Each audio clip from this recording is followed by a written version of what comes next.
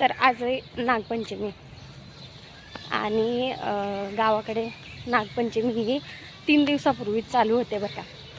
आणि इतकी म्हणजे इतकी धमाल, इतकी मस्ती, इतकं हे असतं ना. इकडं ना आम्ही जिथं राहतो ना आता मुंबईमध्ये शहापूरमध्ये, तर तिथं फक्त एका दिवसापुरतं म्हणजे ज्या दिवशी नागपंचमी असते ना त्या दिवशी बायका उपवास धरतात आणि त्या दिवशी नाग त्या पाटावर नाग तांदळाने काढतात आणि त्याची पूजा करतात.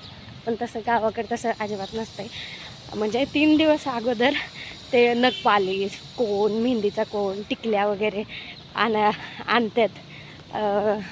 कधी दुधाला गेल्यावर म्हणजे पुरुष लोकच घेऊन येतात बरं का. बायका जास्त करून गावाला जात नाहीत दुकानामध्ये, मग ते पुरुष लोक घेऊन येतात आणि तेव्हा मग मेहंदी काढणं, नंतर ते नखपालिश लावणं. मला तर आठवत नाही मी कधी नखपालिश लावलेली का नाही, माहीत नाही. पण नखपालिश लावणं, मेहंदी काढणं ते 3 दिवसापूर्वी बरं का.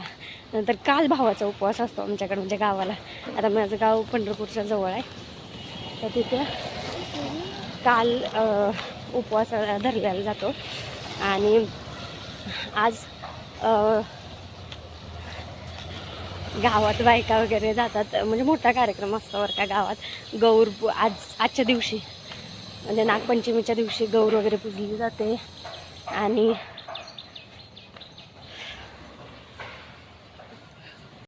तर चला, मग अशी जरा घाईघाईत होते, बाहेर होते, त्यामुळं इतकं काही बोलता आलं नाही. चला डिटेलमध्ये तुम्हाला मी सांगते की 3 दिवसापासून आमच्याकडे नागपंचमी चालू असते. आणि परवाच्या दिवशी म्हणजे भावाचा उपवास काल झाला. कालच्या परवाच्या दिवशी ना संध्याकाळी म्हणजे कितीही अडाणी असू द्या किंवा कितीही साधी भोळी असू द्या, पण तिला नेलपेंट आणि मेहंदीचा कोन हे तर फिक्स असतंय बरं का. आणि त्यात पुरुष लोक दुधाला जाऊ द्या किंवा कुठं बाहेर जाऊ द्या, बाजारात जाऊ द्या, ही तिकडं गेल्यानंतर घेऊन येतात 100%. म्हणजे वर्षभर काय नाही घेतलं ना तरी पण नागपंचमीला स्पेशली ह्या सगळ्या गोष्टी भेटतात बायकांना.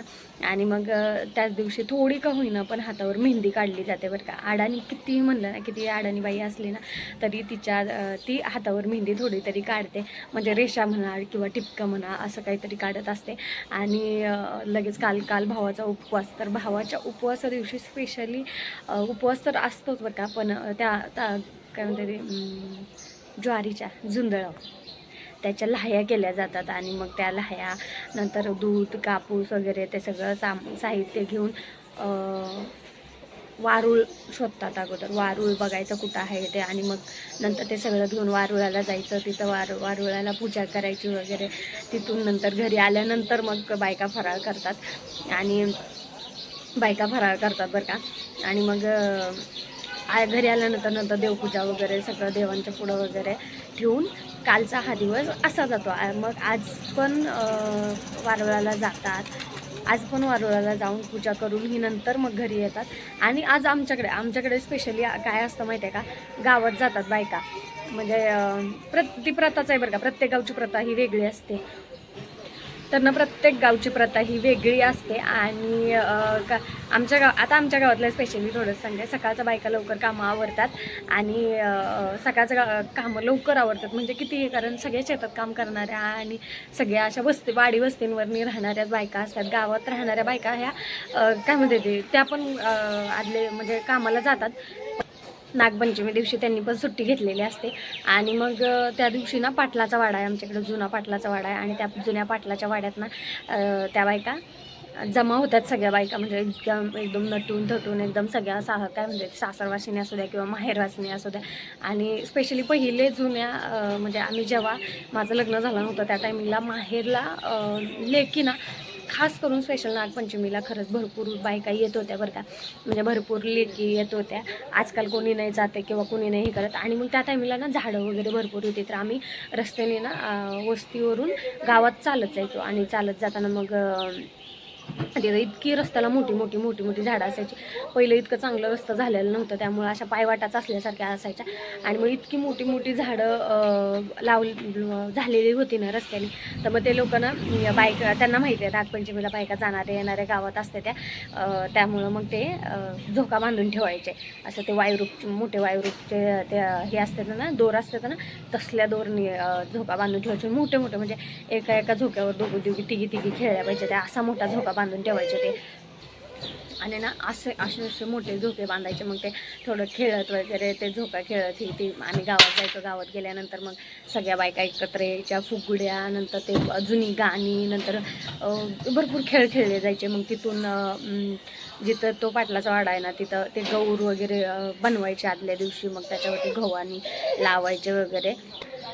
मग ती गौर बनवली जाते आदल्या दिवशी पाटलाच्या वाड्यावर. मग नंतर ती घेऊन जायचं वड्यात टाकायला.